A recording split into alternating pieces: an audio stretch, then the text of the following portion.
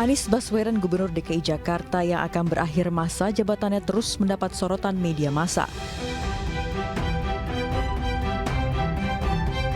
Gubernur DKI Jakarta Anies Baswedan mengeluarkan pernyataan yang cukup mengejutkan saat diwawancara Reuters di Singapura. Anies mengatakan siap menjadi presiden. Dalam wawancaranya, Anies memperkuat kesiapannya maju sebagai presiden dalam Pilpres mendatang setelah didukung data beberapa survei sebagai salah satu capres terpopuler. Anies Baswedan mengunjungi Singapura terkait dengan penyelenggaraan 72nd Lee Kuan Yew Exchange Fellow yang membahas kerjasama dan mempromosikan hubungan antar warga Jakarta dan Singapura. Sebelumnya dalam survei yang diterbitkan Saiful Mujani Research and Consulting menyebutkan dukungan publik pada Anies Baswedan dan Prabowo Subianto bersaing ketat. Anies mendapatkan dukungan sebanyak 38% dan Prabowo 41,5%.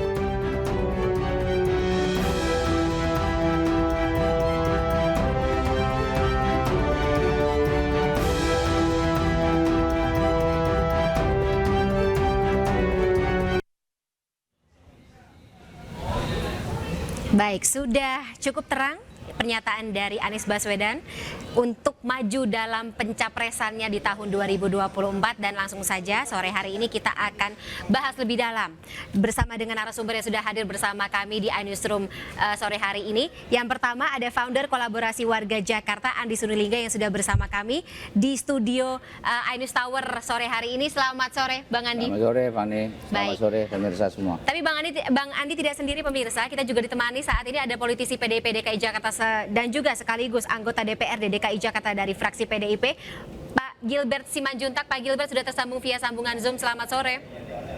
Selamat sore Mbak. Baik. Dan kami masih agak kecil menunggu. di sini suaranya. Kenapa Pak?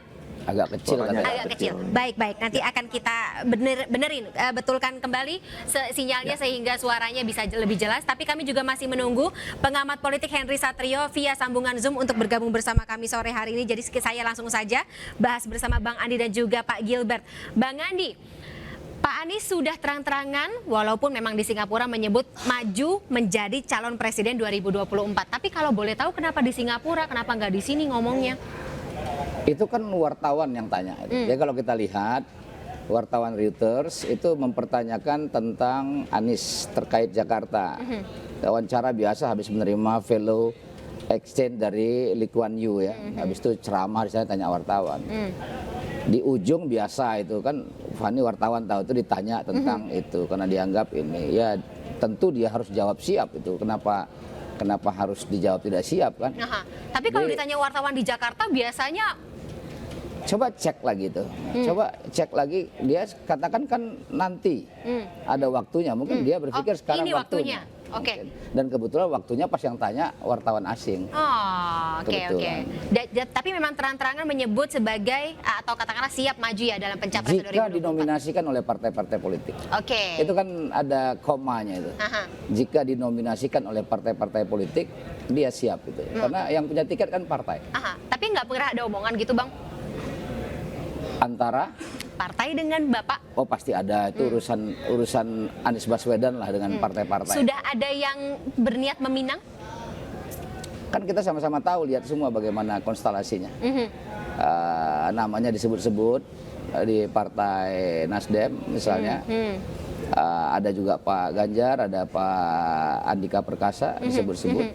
Itu yang nampak di ruang publik ya. Tapi yang di belakang itu kita nggak tahu itu. Baik. Pak Gilbert, mungkin tanggapan Bapak dengan sudah terang-terangannya, sudah katakanlah cukup terbuka begitu. Pak Anies mengatakan ingin maju sebagai calon presiden 2024. Walau tadi katanya Bang Andi, kalau ada partai yang ingin meminangnya. Monggo Pak Gilbert. Baik. Ya. Saya juga agak terkejut ya, ada beberapa wartawan juga yang menanyakan sejak pagi mengenai hal itu karena belum ada satupun yang kemudian terang-terangan mengatakan maju capres begitu. Jadi ini pertama sekali ada yang mengatakan akan mau maju capres, kecuali mungkin Pak Muhaimin Iskandar ya. Tetapi yang menarik adalah saat ini kan posisinya masih sebagai pejabat pemerintah dan belum ada satupun pejabat pemerintah yang terang-terangan mengatakan akan maju capres, karena memang ada etika yang mesti kita jaga di situ. Kecuali dia incumbent, kemudian incumbent presiden mau melanjutkan, itu sesuatu hal yang wajar. Tetapi pejabat pemerintah tingkat lokal yang kemudian atau yang bukan pejabat presiden yang mengatakan akan maju menjadi calon presiden itu belum ada satupun. Karena ada etika di mana dia masih menerima gaji, masih bertanggung jawab untuk lokal, lalu kemudian mau mengatakan maju karena pertanggungjawaban segala macam tentu kan mesti disusun ya, walaupun mungkin tidak ada lagi sekarang LKPJ gubernur, tetapi Jadi paling tidak timingnya itu kurang harus tepat, dijaga. Bang Gilbert? Secara etika kurang tepat. Oh, oke. Bang Andi, dibilang kurang tepat itu? Dulu Pak Jokowi juga masih gubernur, nyalon presiden. Oh, Etika apa itu? Bang, ada komparasi Bang? Dulu Membandingkan Pak dengan Pak Jokowi Jokowi ketika jadi gubernur? Hah? Etika apa itu? Ada periode kemudian pendaftaran. Bahkan Pak dan Jokowi kemudian itu sesudah belum menghabiskan pendaftaran, masa jabatannya 5 tahun. Etika apa? Mau ada pakai periode standar etika apa? pendaftaran, ada periode pendaftaran dari KPU yang kemudian diikuti, dan sesudah lewat periode pendaftaran boleh deklarasi. Lo Anies bukan Jadi- deklarasi tadi itu. Gimana itu Ya, wawancara? terserah mau dikatakan tidak deklarasi, tapi kan Itu kita kan. mempersepsikan begitu, silahkan saja membela, mempersepsikan, tapi kita mempersepsikan hal seperti ini tidak selayaknya lah. Tetapi ya silahkan masyarakat menilai. Kalau Bang Gilbert menilainya tadi timingnya kurang tepat. Kurang etis. Kurang Karena ya masih ya sabar aja, kan tinggal sisa sebulan.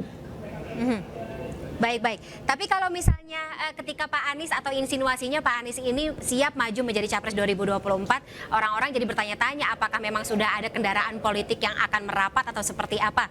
Kalau dari kacamata partai sendiri, PDIP menganggapnya seperti apa? Apakah ini tantangan? Kita tidak pernah menganggap seorang lain itu sebagai tantangan, karena ini kan sesuatu yang normatif ya. Ada orang mencalonkan diri, kemudian ada partai yang mengusung begitu.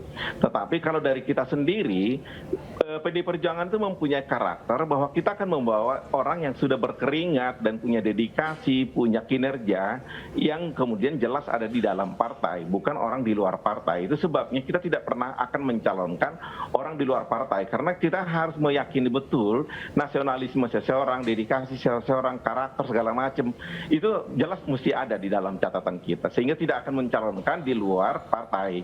Karena kita merasa aneh kalau ada partai yang kemudian mencalonkan yang bukan kadernya, karena itu buat saya itu partai gagal. Kalau mereka tidak mencalonkan kadernya sendiri, karena mereka menerima uang untuk pembinaan kader hasil dari kemenangan berapa suara itu. Artinya mereka tidak berhasil mendidik kadernya untuk menjadi calon begitu. Tadi kalau misalnya dibilang, aku ingin menggarisbawahi tadi Bang Gilbert ngomong kalau misalnya bicara mengenai kinerja. Kalau Pak Anies memang kinerjanya seperti apa? Pak Gilbert ketika menjabat sebagai gubernur, atau ya ini kan masa jabatannya sendiri belum selesai. Kalau dari kacamata DPRD, apakah memang harus atau bisa sepercaya diri itu untuk menyatakan maju sebagai capres? Bagaimana seseorang bisa mencalonkan diri itu akan dilihat orang kinerjanya selama jadi gubernur. Silakan kemudian masyarakat menilai, dan kita akan dibuktikan nanti kalau kemudian ada partai politik yang mengusung, lalu kemudian di 2024 kita lihat. Saya sangat setuju Bung Anies maju, tetapi itu akan lebih baik daripada kemudian tidak maju karena orang menjadi tanda tanya dan seakan-akan dizolimi, padahal bukan karena itu. Bung Anies sendiri memang tidak pernah menjadi pengurus partai politik, tetapi kemudian mau menjadi calon partai politik kan sebenarnya aneh itu. Dan buat saya partai politik yang mengusung itu adalah partai politik gagal. Tetapi kan kemudian kalau dikatakan kinerja, kalau kita mau mengevaluasi itu sangat banyak catatan kita. Tetapi kemudian kita mau melihat bagaimana kansnya, peluangnya di 2024, ya kita masih harus menunggu. Karena tahap pertama saja belum dilewati begitu. Ini baru narasi sepihak dari yang bersangkutan begitu. Oke. Bang Andi tadi ketawa-ketawa Bang Gilbert ya. Mungkin ada yang ingin disampaikan. Iya, kita tentu yang menentukan itu publik ya, masyarakat ya. Kita menyampaikan, saya lebih prefer kita itu konsisten, kalau jangan pakai standar ganda. Ketika orang yang kita dukung kita bilang etis, ketika orang yang tidak kita dukung kita bilang tidak etis. Contohnya tadi itu misalnya orang belum berakhir masa jabatannya, kemudian dia wawancara, kemudian dia sampaikan dia siap, dibilang tidak etis. Pak Jokowi itu belum berakhir, kalau mau segi etika dulu itu 5 tahun itu. Dan bahkan Pak Jokowi itu menyampaikan bahwa dia akan 5 tahun, ternyata di jalan itu dia 2 tahun sudah maju itu kalau bicara standar etika. Tapi saya kira kawan-kawan itu tidak akan berani bicara untuk mengatakan Pak Jokowi tidak etis tuh. Dan saya kira publik juga tahu seperti itu. Publik bisa membaca ya, bisa seperti apa membaca. sikap-sikap. Saya harus Saya kira- klarifikasi masalah etika yang saya maksud. Masalah etika bukan masalah jabatan saja, tetapi periode pencalonan belum ada, itu yang saya maksud. Dan kemudian dia masih menjabat. Kalau Pak Jokowi dulu kan sudah jelas dimajukan oleh partai, ya kemudian Oke, sudah oke. periode deklarasi. Baik. Bang Gilbert, Jadi kita ada tahan dulu ya, Bang Gilbert. pemahaman yang harus jelas nih, jangan kemudian interpretasi sepihak. Baik, baik. Bang Gilbert tahan dulu ya karena kita sudah memasuki masa atau waktu azan. Telah bergabung bersama kami juga saat ini pengamat politik Henry Satrio yang akan nanti meneruskan kembali dialog kita bertiga narasumber bersama kami di iNews Prime. Tapi pemirsa, kita azan maghrib dulu untuk Jakarta dan sekitarnya. Ya pemirsa, kembali bersama kami di iNewsroom sore hari ini dalam dialog membahas bagaimana kans dari Anies Baswedan atau kesiapan dari Anies Baswedan maju dalam Pilpres 2024. Masih bersama kami founder kolaborasi warga Jakarta Bang Andi Sinulinga, kemudian juga ada politisi PDIP DKI Jakarta Gilbert Simanjuntak juga sekaligus sebagai anggota DPRD DKI Jakarta fraksi PDIP, dan juga kami ditemani satu lagi narasumber yang sudah bergabung bersama kami sore hari ini, pengamat politik Henry Satrio. Bang Hensat, selamat sore. Selamat sore. Baik, Bang Hensat mungkin juga sudah mendengar tadi bagaimana dinamika dialog yang terjadi antara Bang Andi dengan juga Bang Gilbert. Tapi kalau dari kacamata Bang Hensat sendiri, Bang Hensat sudah mengetahui Pak Anies menyatakan diri maju atau siap maju sebagai Capres 2024. Kansnya sebesar apa sih, Bang Hensat? Oh, kalau kita bicarakan, memang Anies Baswedan adalah salah satu, bukan salah satu ya, hanya 2 saja calon presiden yang memang secara konsisten elektabilitasnya meningkat, Mbak Fani, menurut hasil survei kedai kopi ya. Jadi Anies Baswedan dan Puan Maharani yang memang secara konsisten dia meningkat elektabilitasnya. Dan pada saat Mas Anies menyatakan kesediaan atau maju ke Capres kemarin kan sebetulnya ini menjadi istimewa karena Anies Baswedan yang bicara gitu ya, walaupun dengan catatan kan dia mengatakan bahwa bila ada partai yang mengusung ya dia siap gitu ya. Jadi So, walaupun artinya independen memang, pun cukup kuat ya Bang Hensat? nggak bisa kan, independen nggak ada Katakanlah aturannya. maksudnya saat ini belum ada partai yang terang-terangan meminang dia menjadi calon utama seperti itu, sudah cukup kuat kansnya, elektabilitasnya. Sudah cukup kuat, dan Anies Baswedan menurut saya sudah memiliki perhitungan-perhitungan yang matang pada saat dia berkata seperti itu. Dan menurut saya sebuah breakthrough juga pada saat dia mendeklarasikan diri tidak di tanah air tapi di luar negeri gitu, sehingga memang langsung menjadi perhatian internasional. Sengaja dong. Oh iya, itu sebuah strategi yang baik menurut saya. Nah, apa yang disampaikan Pak Gilbert juga ada benarnya, bahwa artinya memang Mas Anies masih ada kewajiban di Jakarta sampai memang full 16 Oktober 2022 nanti. Yang perlu dicatat, Anies Baswedan ini mungkin satu-satunya satu-satunya gubernur yang memang menyelesaikan masa jabatan tanpa cuti kan akhirnya kan. Waktu itu Pak Jokowi kan cuti tuh dia tuh untuk maju ke Pilpres. Nah, ini dia tanpa cuti. Dan nampaknya setelah dia deklarasi itu gegap gempita juga tanah air gitu, menyambut kesediaan beliau maju, karena memang ada juga opini yang terbentuk di masyarakat kali ini calon presiden 2024 yang mungkin akan maju itu kalau memang harus 2 pasang calon ya tinggal Anies dan non Anies gitu ya. Makanya pada saat kemarin mendeklarasikan diri ya cukup menggoyang peta perpolitikan, apalagi lawan ya, kompetitor terdekatnya Mas Ganjar Pranowo nampaknya tidak akan dimajukan oleh PDI Perjuangan gitu, dan ya, bahkan Bang Gilbert, tertimpa isu yang luar biasa. Nah, ini menariknya lagi. Oke. Bang Hensat, kan tahan dulu Bang Hensat. Karena tadi ada topik yang Bang Hensat keluarkan bahwa ini adalah suatu manuver yang cukup dikalkulasikan gitu ketika Pak Anies memilih untuk berbicara di forum internasional instead of di Jakarta. Betul begitu Bang Andi? Iya, itu kan pandangan pendapat boleh saja. Tapi itu juga dugaan kan. Hensat tapi menduga, memang langsung dilihat secara internasional nih. Hensat menduga bahwa itu direncanakan. Nah, saya mengatakan itu tidak direncanakan, ucapan itu memang doorstop ya, wartawan tanya dan itu spontan. Nah, tapi yang tahu direncanakan atau tidaknya itu ya Pak Anies Pak Anies sendiri sendiri. itu, pasti Pak Anies sendiri. Nah, kita percuma kita memperdebatkan itu dengan keyakinan masing-masing. Oke. Toh yang tahu itu apakah betul-betul Pak Anies datang dari Jakarta ke Singapura itu dengan merencanakan itu? Saya kira tidak ya. Baik, Saya baik. kira tidak. Kan Kalau pertanyaan sebentar dulu. Pertanyaan itu kan sudah berkali-kali ditanya wartawan. Tadi ditanya sama Fani bilang wartawan lokal tanya dari segala macam. Kalau saya tidak salah supaya ada clue aja, beliau katakan dulu nanti tunggu tanggal 16. Oke. Coba dibuka lagi dari segala macam itu. Kebetulan tanggal 16-nya di Singapura, begitu. Ya mungkin kebetulan di Singapura itu Oke. apakah itu ada korelasi saya tidak tahu. Spontannya di Singapura Karena seperti pertanyaannya sudah kencang sekali wartawan tanya segala itu. kesiapan beliau. Oke. Bang Gilbert, seperti apa melihatnya spontanitas yang terjadi di forum internasional ini? Saya kira dalam pertemuan ilmiah itu, sehingga itu saya anggap itu adalah pertemuan ilmiah saja, karena itu kan di luar negeri, sementara pemilunya kan di sini. Jadi saya hanya melihat itu sebagai news saja. Saya tidak menganggap itu sesuatu yang bermakna. Tetapi tadi saya menarik itu pendapatnya Bung Hensat. Saya kira bukan Anies non Anies, tapi Prabowo non Prabowo, karena yang jelas punya partai politik dan kemudian sudah didukung partai politiknya dengan jelas adalah Prabowo. Jadi Mestinya malah puan non puan tuh Bang Gilbert. Yang punya boarding pass soalnya puan soalnya. Ketua umum yang memutuskan kan. Oh, Kalau iya, ketua umum iya. itu melangkahi, saya salah. Oke. Tapi kalau misalnya melihat spontanitas tersebut, Bang Gilbert, apakah memang selama ini kalau dari kacamata Bang Gilbert ya, yang memang menjadi mitra kerja, ya katakanlah partner kerja dari Pemprov DKI Jakarta, memang sering terlihatkah dari sosok Pak Anies selama menjadi gubernur? Pak Anies itu di dalam info dan di dalam sehari-hari kita bertemu, spontanitasnya kurang. Oh, Jadi kalau dikata, ya kita bisa melihat itu, sehingga lebih banyak kemudian dia tata dulu kata-katanya baru kemudian dia muncul. Jarang spontanitas yang muncul dan wartawan pun semua tahu itu. Karena sangat susah menghubungi beliau untuk wawancara maupun doorstop.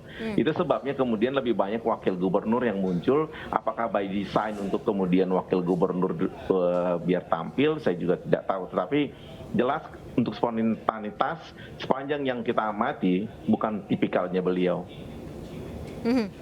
apa karena sudah lengser dari gubernur makanya spontanitas tersebut keluar? Bang Andi sih mungkin yang bisa menjawabnya. Saya justru mau mengatakan apa yang terjadi ini adalah lebih ke arah post power syndrome begitu, dan semua orang mengalami itu. Star syndrome, Post power.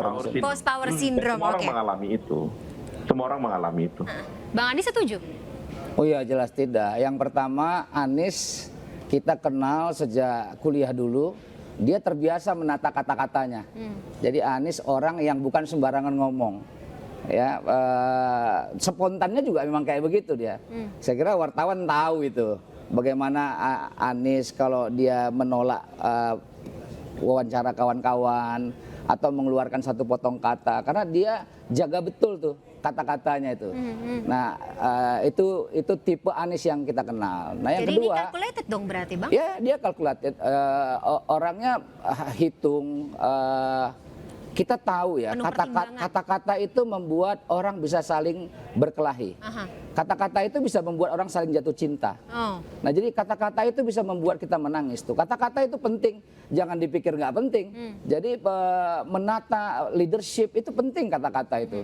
Jangan dikira main kata-kata itu nggak sembarang. Kalau saya ngomong sembarangan, orang sakit hati sama saya gitu loh. Oke. Nah, terus kemudian seorang intelektual itu penting itu kata-kata itu dirangkai dalam bentuk narasi yang menarik, Termasuk baik dalam timing dan perkataan lokasi? ya bisa jadi. Makanya tadi saya tidak berbantah, bisa jadi, tapi saya mengatakan kalau saya baca itu spontan dipertanyakan oleh wartawan. Nah, kemudian soal post power syndrome ya. Anies itu tidak jadi gubernur pun dia sudah punya nama.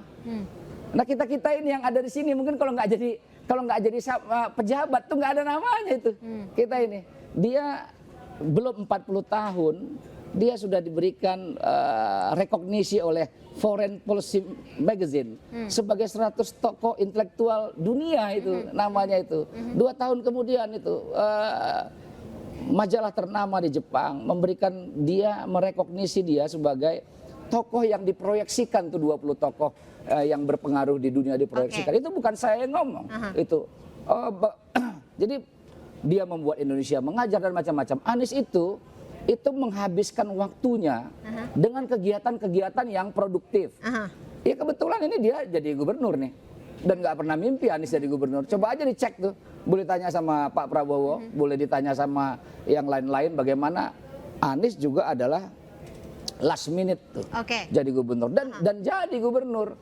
Jadi dan saya satu lagi kita itu karena kita punya belief tersendiri, jabatan itu amanah. Jadi dia bisa datang sama kita, bisa diambil kembali jabatan itu. Jadi orang yang punya post power syndrome itu dia menganggap amanah itu miliknya. Jadi kalau ada yang mengatakan oh kita semua itu terjadi sama kita semua, wah itu keliru besar itu. Keliru besar itu bahwa tidak semua orang akan terkena post power syndrome kecuali dia menganggap jabatan itu adalah miliknya. Tapi kalau kita menganggap amanah, dia datang dan pergi biasa saja. Jadi rekam jejak yang seharusnya bisa menjadikan seseorang ini cocok ya untuk maju sebagai Capres 2024. Tapi saya harus ke Bang Gilbert lagi. Bang Gilbert, tadi dibantah ketika ini mengalami post power syndrome dan mungkin tadi rekam jejak kemudian juga pencapaian dari beberapa forum internasional khususnya. Ini apakah menurut dari kacamata Bang Gilbert menjadikan Anies memang percaya diri gitu untuk ya tadi mengatakan bahwa ia ingin maju sebagai calon presiden 2024 asal ada kendaraan politiknya? Apa artinya itu semua pencapaian di dalam majalah itu dengan power? Itu tidak ada. Power itu adalah power sebagai gubernur. Beda itu yang kita bahas. Jadi power sebagai gubernur begitu hilang nanti, maka dia tidak akan menjadi news, tidak menjadi semacam newsmaker, dan dia tidak akan ditanya oleh wartawan kecuali hal yang berhubungan dengan Pilpres 2024. Saya kira Bung Anies juga menyadari betul di sini bahwa bintang itu akan meredup seiring waktu, dan memang itu semua mengalami masalah di dalam hal begitu tidak menjabat. Dan saya yakin Bung Anies juga sudah mengkalkulasi apa yang harus dia kerjakan. Tetapi apakah kemudian strategi yang dijalankan akan jalan? Saya tidak yakin. Karena melihat sekarang ini, kalau katanya tadi Bung Hensat itu elektabilitasnya naik terus, itu kan penelitiannya dari Bung Hensat. Sementara penelitian dari beberapa survei yang juga berkelas yang lainnya justru stagnan dan tidak pernah menjadi nomor satu. Dan itu pun stagnan menurun, kemudian naik lagi baru-baru ini. Saya kira tidak ada survei yang naik kecuali surveinya Mbak Puan sama Mas Ganjar. Saya kira kita juga bisa lihat Pak Prabowo pun up and down. Jadi saya kira apa yang kita lihat sekarang ini, kalau kita perhatikan baik-baik, adalah sesuatu yang mungkin harus dia kerjakan di momen-momen terakhir masa jabatan beliau, dan itu sah-sah saja. Tetapi apakah ini kemudian menaikkan elektabilitasnya, nanti juga akan ada survei-survei baik yang dipublikasikan maupun yang tidak dipublikasikan. Tapi saya yakin tidak ada kaitannya majalah itu dengan power. Semua adalah hubungannya dengan power sebagai gubernur. Oke. Tapi ada pernyataan yang sedikit kontradiktif nih Bang Gilbert. Ini muncul dari Bang Hensat ketika Bang Hensat mengatakan bahwa kans Anies ini atau katakanlah popularitasnya ini membesar ketika justru sudah tidak menjabat sebagai Gubernur DKI Jakarta. Tapi saya ingin gali setelah jeda berikut ini, tetaplah bersama kami pemirsa. Tahan dulu ya Bapak-Bapak semuanya, kita akan lanjutkan dialog setelah jeda berikut ini. Tetaplah bersama kami pemirsa.